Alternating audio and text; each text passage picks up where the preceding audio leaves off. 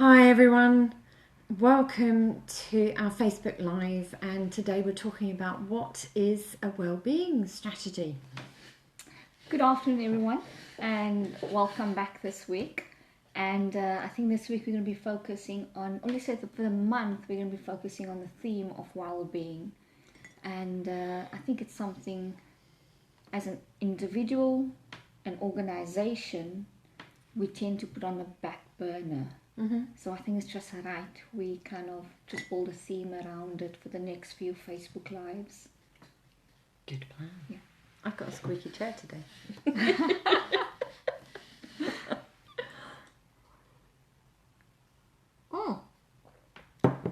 Well, the first question to probably answer then is, what is a wellbeing strategy?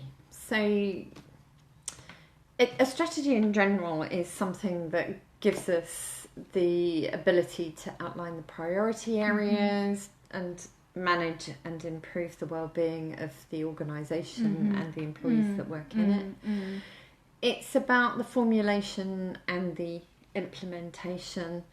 And the best way to think about it is like a roadmap for your business. And so if you say a roadmap for my business, I think about on that roadmap there's going to be some stop streets, there's some going to be cul-de-sacs, there's going to be some dead ends. So if you think about it from that perspective, what would those look like for me if you had to put it in words? Absolutely, and there's some key elements that really go into a wellbeing strategy. So of course, number one has got to be the health. Yeah. And from a business perspective, that's the physical health and mental health of your employees, but it's also the health and safety aspects as well go into that section around health. Then you're looking at the good work environment, the management style, the demands on the staff, the autonomy of the staff, what the pay and reward is for all of the employees. So that would be your second signpost. Your third signpost is going to be your values and your principles of the organisation, and so that also touches on things like leadership, ethical standards, diversity and inclusiveness. Then you've got your social side, your collective side, so things like your employee voice. We were talking about employee surveys the other day. That's where those sorts of things go in.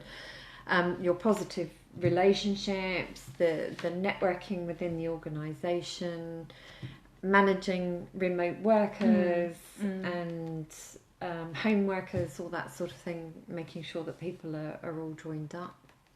Then you've got the personal growth element, which kind of fits in with the HR or learning and development side of things, about how you stretch your employees, how you grow them, how you help them to help themselves. Then you've got the area around helping them have information about their lifestyle choices. So things like, is it going to be helpful for them to have a gym membership? Do you have a gym in the office? If you're a big organisation, what sort of food do you provide? Do you give them healthy choices? Do you understand about food allergies? All of those sorts of things. Number 7, financial wellbeing, really important one. I think we're going to talk about that next year. I think we're going to talk to some financial planners next year. And I think it's important, like you're saying, financial wellbeing is something we need to look at. And again, as individuals, how important is it to us to put money aside? And it's not only really about old age, because that's what people think about, and I think that's where their pension is. But it could be for those rainy days when you all of a sudden need a pot of money. So yes, financial well-being, I would say it's something we will focus on. And we will get a financial planner in to give guidance and what somebody needs to look at and how they can plan for whatever the event is, really. Yeah.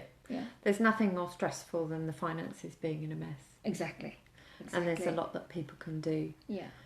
And then the last one is the employee support. So what sort of things do you give to employees in terms of employee assistance programs? It can some of the ideas in the employee support might also fall into pay and rewards. So do you have something like private medical? Where can people go to get help? Do you have business champions? There's lots. So that as a whole really lays out the wellbeing strategy and the different areas that go into it. Okay. I'm just looking at our Facebook Live on here as well, for those of you thinking, why do I keep on looking down at our laptop? It's just that I want to, obviously with all the viewers on here, just make sure we don't miss any questions that's going to come in. It doesn't seem to be coming up though, but I'll play with this while we discuss as well at the same time. So what you've said now, if I had to be a manager within an organization or got my own small business, I'm just thinking, oh my God, that sounds like a lot. Where do I start? So I can't do everything. No. But if I had to identify, let's say, a couple of the key issues, as in this is where I can start, what would you say those would be? They're really, really good questions. I would say watch for the next 2 weeks, because next week we're going to be delving into what does a wellbeing strategy for a sole trader look like. Okay. And then the week after, we're going to look specifically at what does the wellbeing strategy look like for an SME. Okay. So we'll be looking at the how. So taking what today we're just discussing as a very high level, what is a strategy, and then giving some more pragmatic, practical advice on, okay, well, where do I start? Okay. If I'm this sort of business, where do I start? If I'm that sort of business, where do I start? Yeah. So we'll be looking at that over the next 2 weeks. Okay. So I'm jumping the gun a little bit. That's fine. No, but it introduces our next 2 weeks. Exactly, really but I'm just thinking, like, with our viewers now watching and listening to this, and all of a sudden might just feel overwhelmed with all of that information. Yeah. But it's good to know that that is what we're going to be looking at in more detail. Yeah, so this week we're just sort of setting the scene, and then we're going to start breaking it down, and I've got some information sheets that are more relevant to the coming weeks, where people can ask for the information sheets, and it'll be in a lot more detail. So don't worry if it feels like a lot of information. This is just the overview. This is what it is. And then in the coming weeks, over the next 2 weeks, and then in other sessions next year as well, we're going to be breaking down those sections, talking to financial planners, looking at different HR strategies, and then breaking it down into the how-to. So then this is more like when you're building a house, laying the foundation. This is laying the foundation. Okay, absolutely. Understood. No, that's good. And so obviously strategy is a big word, and we talked about, we're going to talk about implementation when we discuss it over the next few weeks, in terms of how you go about and how you do things within the business, because that's really your implementation plan. So if I'm in a bigger organization, that's where they're like coming up with strategies and policies and you name it, they want that. But within a smaller organization, like your small medium enterprises, you don't need this hefty strategy policy document. Not at all. And you'll see from the next couple of weeks, even as a sole trader, there's still elements of this that are relevant for you, and we'll be digging into that. Okay. It's about right sizing for every single organisation and deciding, well, what pieces do I need to look at? So this is the overview of the things that can go into a wellbeing strategy. It's not to say that there's a hard and fast rule, and it really comes down to being able to look at your community, look at your employees. So previously we focused on employee surveys. Yeah. It's all about talking to your organisation, talking to your employees, finding out what they need and finding out what would be helpful for them. At the end of the day, every single organisation is different. Exactly. So it's about looking at the different areas and thinking, well, what's right for us? And that engagement with employees that we've spoken about before is one of the first sort of key steps to actually finding out, well, where do we start? Where are our problems and what do our people want? What's going to be useful for them? Okay, because that is one of the things I was going to say. Some people would say, but where do I start? And I know we're going to be talking about implementation going forward, but they could be thinking about that right now. And so the survey would be one of the things. The survey would be one of the things. So the first two things to do: A, where am I now? Yeah.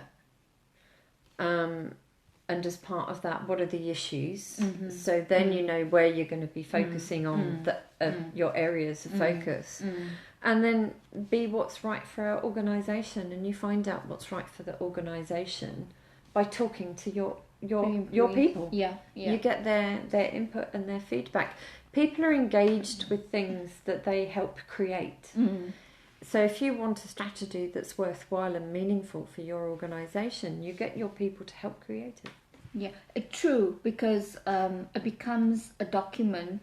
Oh no, let me not use that word. It is a document, but it needs to be a living document. It needs to be something that everybody gives input into and they believe in it. Yeah. And they feel that they're part of the process. Yeah. Otherwise, it just becomes, again, something the company wants to implement, something they're just ticking the boxes to say they've got this and they do it. Yeah. But do you really apply it? Do you believe in it? Yep.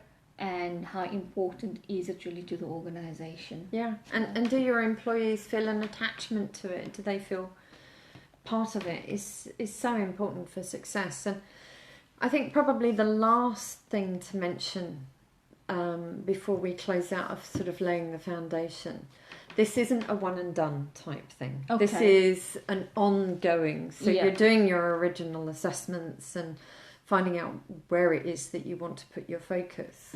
But then you're going to want to look at, well, how is that delivering value to the organisation? Is it actually doing what it needs to do? Yeah.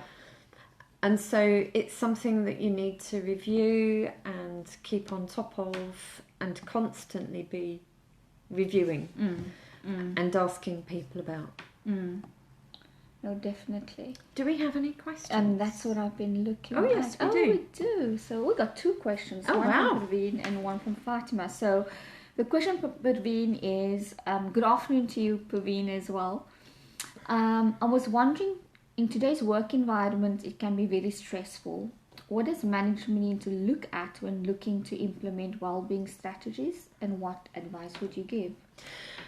It's a really good question, Praveen, and it is coming back to that fundamentals of looking at the organisation and looking at the employees within the organisation and finding out what's right for the organisation and what works, what do the employees need. And I'll give you a really good example. So I was talking to a friend of mine that actually does wellbeing from a architecture perspective. So they create spaces that help staff be sort of thrive in the physical environment. Okay.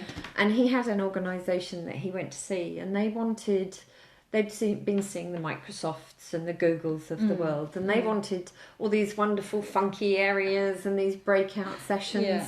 And then when he actually asked, well, what does the company do? They were a call centre. So would the staff actually have the opportunity to use all these funky things? Yeah. Probably not.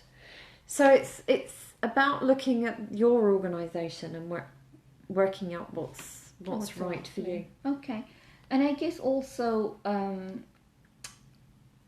what's quite important is with that question is, what does management need to look at when looking to implement wellbeing strategies? Something that you mentioned earlier on, Alison, is that talk to the employees as well. Find out what do they want. Absolutely.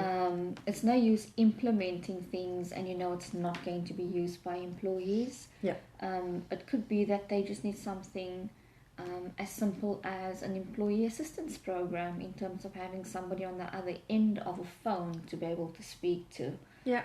Or just need a breakout area. Yeah. Especially, like, for example, it was a call center. Yeah. Where they could just go and have some downtime if they need that downtime. So the most important thing, I would say, managers need to speak to the employees, but I think it's also the other way around, because it's a two-way conversation. Mm-hmm.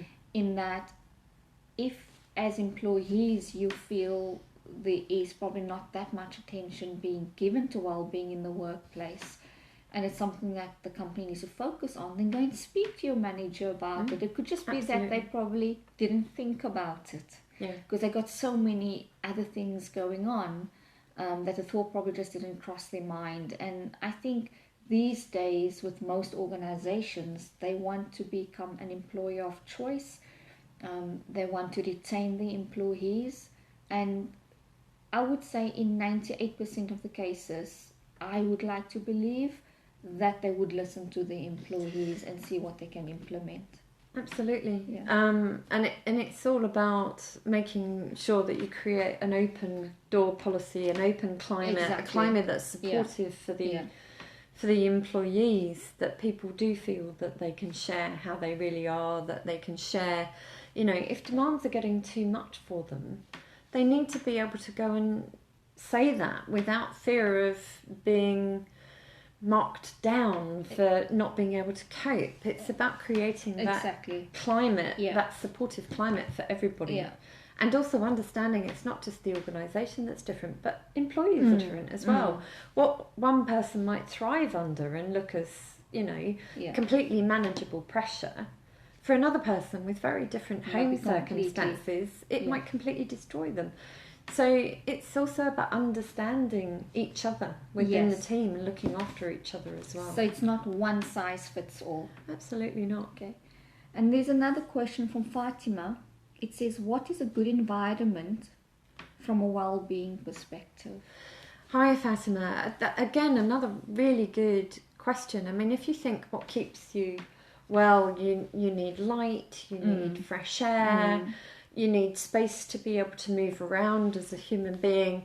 So again, it's about getting an environment that supports those basic. If you think of Maslow's hierarchy of needs, like the very basic level is sort of safety and health and food and water. So having places that people can get healthy food, that they've got access to daylight, that they can get out and get some fresh air. All of those sorts of things are really important to a physical environment. No, definitely. And I'm just thinking, I have a client and I popped into the offices last weekend, Friday, just on the spur of the moment, because I was meeting with another client just around the corner from them. And they've changed the environment. So they've got a very, very small space, smaller. I would say it's probably the size of my lounge and my dining room together. Yeah. There used to be a small office, and now all of a sudden they're mushrooming.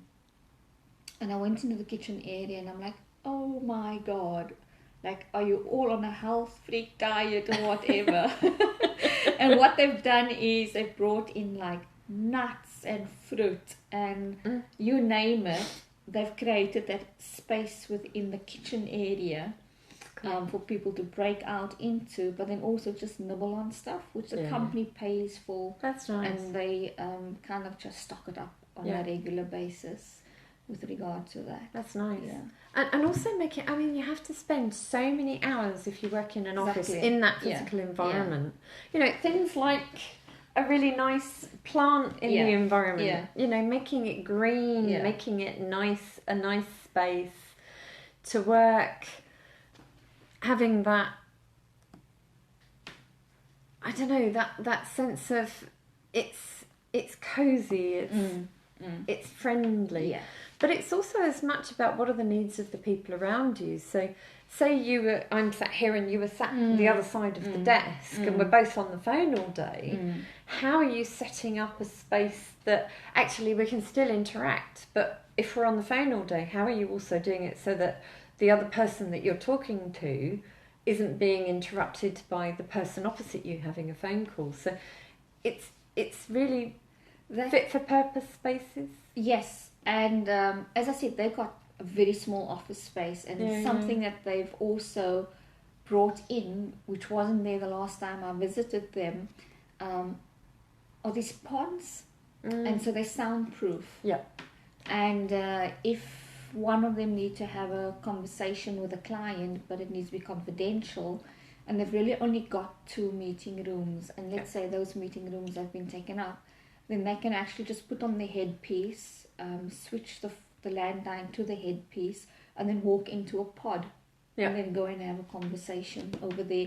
So they are slowly moving in the right direction as well, with regard to that. And more companies these days are moving into places where people aren't in the office all the time. Exactly. It's, flexibility is being embraced in all sorts of ways. And so more and more companies are moving towards hot desking. But then you have to remember that people still need to bring stuff into work with them. So you need to give them facilities to store valuables, to store clothes. If they cycle, have they got somewhere that they can shower and change? It's all of those sorts of things that make it a comfortable environment to be in. So one of my other clients, and actually I was with them yesterday afternoon, and they've got this clean desk policy, seriously. And because I went out for the office function yesterday with everything coming to a year end, and I was just like, no, I'm really busy. I'd love to, but I can't join you guys. Maybe another time. So it was myself and a couple of other consultants that were still busy doing work, and it was just 3 of us in this whole office space. But wherever you looked, it was just clean desk policy. Nobody left anything out. But then, like you said, they had credenzias where they could put everything in and lock it away. It's confidential information. But they've also put cupboards where you can hang up your coats and it's out of the way. So it's small things like that, but it does make a big difference. A huge difference. And you don't pick it up unless you walk into an environment and you see that. And it just creates a different atmosphere in the office, because I walked in there the other day and they had one of these plants, but the poor plant was drooping. It was practically dying, and I'm like, that poor thing is dying. Has anybody given that thing water? And they're like, yeah, we've given it water. We don't know what else to do. And I just went up to the plant, and I don't know the name of these things. And I just looked at it and I said, that's not an office plant, and that's not a house plant. That needs to go into the bathroom. And they looked at me, and I'm like, no wonder it's busy dying in this environment. And I look at people the same way. If your environment is not right and conducive to you, you're not going to flourish. And I was going to be with them the Monday as well. So I said, okay, let's do it this way. I can take the plant home, and I can see if I can rescue it. And if I walk in on Monday with it, then I've rescued it. If I don't walk in with it, then sorry. It did not work. And I managed to rescue it, because actually I put it in my bathroom. Because I needed, that humidity of the bathroom and things like that. And then I walked back, and they were like, oh my God, it's living. Look how it looks like computer outlook like on Friday. And I'm like, can somebody please just take it home and go put it in a bathroom, because it needs that type of environment. So people are exactly the same. Absolutely. It's a really good analogy. Like where we get planted, our environment needs to be right. Yeah. And then we flourish. Absolutely. So we need to look at it from that perspective. Yeah. I think that's a really good point to end on. Yes. Because otherwise we're going to start going into the whole, how do we do stuff? And I love doing that. So let's leave that for our next Facebook Live. Absolutely. Let me just double check that we don't have any further questions before we... Oh, got another question. But being you're hot on the questions today. So another question that comes to mind whilst listening and would love your views on is mental health still carries a stigma in the workplace. Yes, that is so true. How do managers combat this culture to encourage staff to feel comfortable to speak to managers? It's a really good question, and one that comes up a lot in the area that I work in. It really is all about the manager helping to create the environment and the openness. So doing simple things like having a health check-in at the beginning of meetings. People might feel a bit reticent to share in the beginning, but as they get used to that being part of the meetings, people start to own up. Also, sharing personal stories, the management sharing personal stories with each other. Yeah. Helps to destigmatize it. Yeah. Talking about it is the main thing that goes towards helping destigmatize. And a company that has a wellbeing strategy where the employees have been part of the process of creating that goes a long way to helping destigmatize it as well. What's your perspective from an HR? I'm just trying to think whether I had a situation. So I have had a situation, but this has been about 2 years back. Okay. And there was an employee within a company that,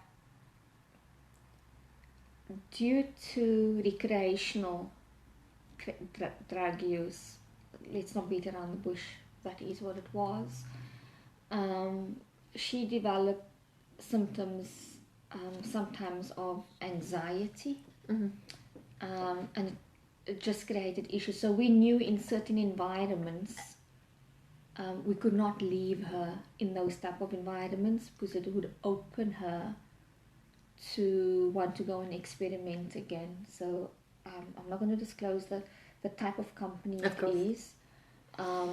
However, the type of work that they were doing and the clients that they would be meeting, or events, not really the clients, but the events that they would be going to, would give her access to certain things. Sure. And this really, really made it difficult. And then she came one day to London for an event because we were told, no, she's fine, she's been rehabilitated. Her psychologist signed her off and everything, saying everything is fine. And we thought, okay, maybe we can test the environment and send her on an event to London, because she's obviously in another location outside of the UK. And she came to London, went to an event, and unfortunately got enticed. Her resistance level was so low that she experimented again. And the next day when she came into the office, things was not on par, let me use that word, and she just didn't make sense in the conversations she was having. Sure. They then called me and said, could I please come in and have a conversation with this employee? And I had a conversation with her, and things just didn't add up to me, and I got really, really concerned. And I then asked her just to take a break, and I said I'll be back because I needed then to speak to the CEO as well as the chief operating officer of the company to decide what steps we're going to take. Sure. She needed to go back home. And she said, oh no, I'm just going to go to the bathroom. And then one of the employees came to fetch me and said, come quickly. And I'm like, why is this? I don't know what's going on, but I can hear her having a conversation behind the door, but there's nobody else in the toilet, and is she on the phone? And I got really concerned, and I had to ask, can you please open up this door? And then she opened up, and she was standing with the bottle of bleach, toilet bleach in her hand. And I'm like, what are you doing with that? And she says, no, did you see on here and how dangerous this is, and why do they put these in toilets? And just having this monologue of a conversation, and it was for her almost like she was in her own flat, so she was busy tripping. Wow. And then I got really, really concerned, and I took her back into the office, put her into a meeting room, And then I went to speak to the chief operating officer. By that time, she calmed down completely. And I said, so what's our next plan of action? So our next plan of action was I went with her to the hotel, helped her pack up her stuff. Because by then she was lucid and she was having a normal conversation. Yeah. And I would take her to the airport, make sure she went through passport control okay. And then, get her onto the flight to go back home. So obviously I can only go up to a certain point at the airport. Got back to the office, and I thought, oh, she's not on the flight, she's safely back, she'll be a couple of hours back where she needs to be. And get a phone call from the police at the airport. She just started tripping again. And something about inflammables on the plane, and I don't know what else, so they couldn't let her back onto the plane. They had to actually take her off. And then we had to find a way, so then obviously somebody had to go and fetch her. And they've got a family friend in London, and we contacted the family friend, and he went to fetch her, and he took her to hospital till her husband came. But if we didn't have that process in place with the client, and the client wasn't that concerned about the employee, I wouldn't want to think what would have happened to that employee. But because they were really concerned and they had things in place, and they could call upon me to help her through the process, we got her into a place of safety till her husband came. And then when things were okay, he then escorted her back home. So to come back to the question that Raveen mentioned, in that case there was this matter of trust that was built up. So we knew of her history. We were aware that if her environment wasn't right, we couldn't put her into an environment like that, but we were told she's fine, she can cope again. But unfortunately something triggered that she went back to experimenting, that then got her on the wrong path. So we had to create a safe environment for her again. From that perspective, she out of her own decided maybe it's time to resign and just take time out and focus on her health. But we provided support to her during that process as well. And through this whole thing, the whole thing was kept confidential. People knew something was going on because it was obvious, but we never discussed the detail of what was going on. But what was good about it is because people could see from afar that there is something really serious happening, and they could see the way the company was dealing with it.